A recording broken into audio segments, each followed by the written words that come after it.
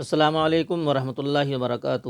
معاون اردو چینل میں آپ کا استقبال ہے۔ ناظرین گرامی، آج اردو درجہ 1 کی پہلی کتاب کا سبق نمبر 18 جز نمبر 3 پڑھیں گے۔ بہت سی چیزیں ایسی ہیں کہ ان میں سے ایک طرح کی کل چیزوں کا ایک نام رکھ لیا ہے۔ کل کے معنی تمام۔ اکیلی چیز کا نام کچھ نہیں رکھا۔ جانور: ہرن، خرگوش، لومڑی، شیر، گیدڑ، کبوتر، فاختہ، مرغابی۔ مگر، ناکا، سانپ، بچھو، کینچوا، مچھر، پسو، مکڑی۔ درخت: املی، نیم، ببول، شیشم، برگد، آم، جامن۔ برتن: گھڑا، ہانڈی، توا، کڑھائی، کٹورا، رکابی، دیگ۔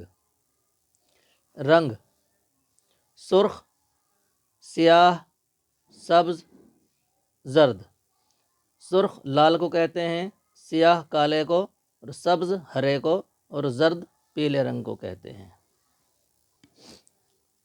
پھول: بیلا، چنبیلی، گلاب، گیندا، جوہی، گل عباس، گل مہندی، گل داؤدی۔ اس کو بگاڑ کر لوگوں نے گل داؤری کر دیا ہے، صحیح ہے لفظ گل داؤدی۔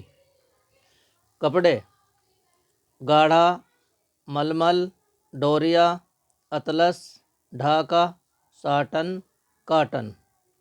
کام: اکتانا، جھنجھلانا، گڑ گڑانا، سنبھالنا، کہنا، سننا۔